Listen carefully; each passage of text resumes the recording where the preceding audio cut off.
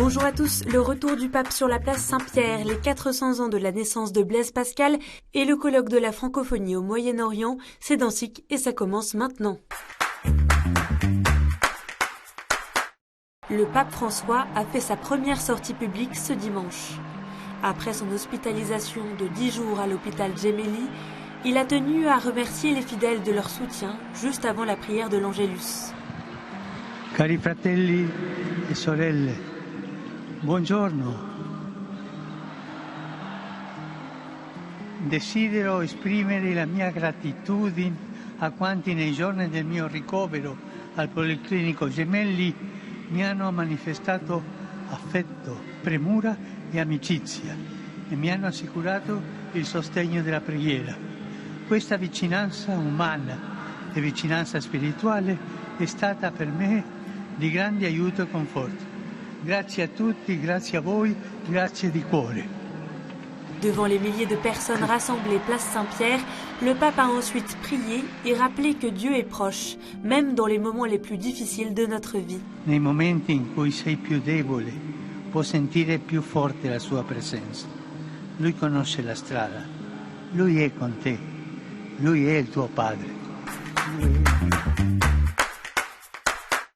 E prego anche per i giovani studenti vittime del brutale attacco avvenuto contro una scuola dell'Ovest dell'Uganda. Questa lotta, questa guerra dappertutto, preghiamo per la pace. Et après la prière de l'Angélus, François a prié pour les victimes de l'attaque dans une école en Ouganda qui a eu lieu dans la nuit de vendredi à samedi. Selon les autorités ougandaises, une milice affiliée à l'État islamique s'est introduite dans une école secondaire à l'ouest du pays et a tué au moins 41 personnes, dont 37 élèves. Plusieurs autres élèves ont été enlevés. C'est l'attaque terroriste la plus meurtrière en Ouganda depuis 2010. Dans une interview à Radio Vatican, le père Sunday Augustine Masereka, responsable du bureau de communication du diocèse de Kasese, déclare que des innocents continuent de mourir dans une guerre oubliée et appelle à des pourparlers de paix pour mettre fin au massacre d'innocents. Grandeur et misère de l'homme. Sublimitas et miseria hominis en latin, c'est le nom de la lettre apostolique publiée par le pape ce lundi. Elle est dédiée à Blaise Pascal à l'occasion du 4e centenaire de sa naissance. Le pape a rendu hommage à cet infatigable chercheur de vérité. En évoquant sa vie et sa conversion lors de la nuit de feu, il propose de se mettre à l'écoute de Blaise Pascal, qui a voulu rappeler qu'en dehors des visées de l'amour, il n'y a pas de vérité qui vaille. Il ajoute, lui qui avait la certitude surnaturelle de la foi et qui la voyait si conforme à la raison, a voulu pousser le plus loin possible la discussion avec ceux qui ne partageaient pas sa foi. Une évangélisation toute de respect et de patience que notre génération aura intérêt à imiter. Le pape souligne enfin que ce grand scientifique et philosophe est mort en homme pacifié, en mettant l'amour de ses frères à la toute première place. Le 4e colloque de l'enseignement catholique et francophonie de l'œuvre d'Orient s'est tenu à Amman, en Jordanie, les 16 et 17 juin, après une longue interruption depuis le dernier congrès à Beyrouth en 2018.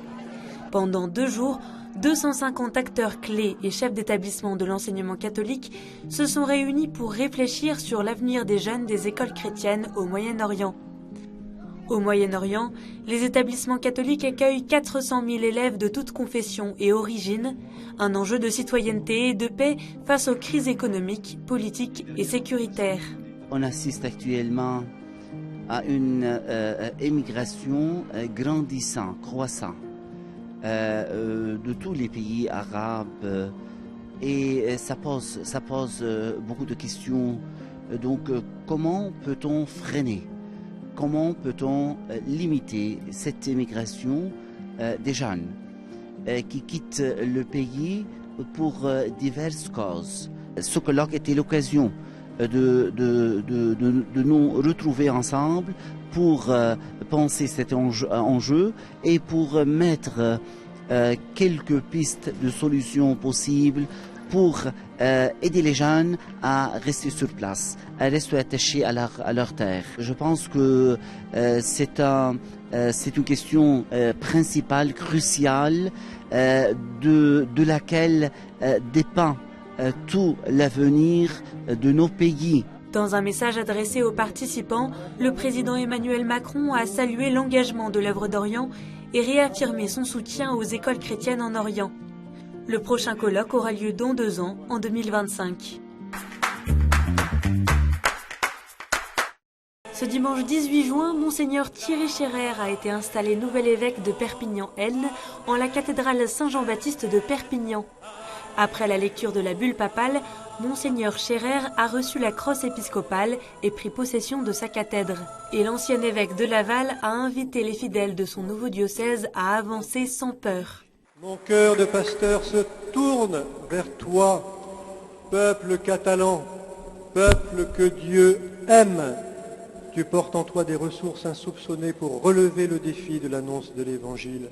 Tu as été guidé au long des siècles par des pasteurs inspirés et par d'innombrables saints et saintes, au premier rang desquels figurent Sainte Eulalie et Sainte Julie. Alors avance sans peur sur les chemins où le Seigneur te conduit. La mission est exigeante, certes, et les moyens pour la conduire peuvent te sembler par moments dérisoires, mais garde confiance, malgré tout.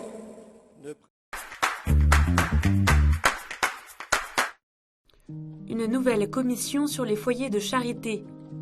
Depuis ce samedi 17 juin, une commission interdisciplinaire universitaire et indépendante a commencé à travailler sur les archives des foyers de charité fondés en 1936. En 2020, un premier rapport avait recueilli des témoignages mettant notamment en cause leur cofondateur, le père Finet, pour des abus sexuels commis entre 1945 et 1983. Composée de 7 membres, cette nouvelle commission a été demandée par Monseigneur Michel Dubost, délégué pontifical en charge de l'œuvre depuis 2022, pour faire la lumière sur l'origine de ces abus.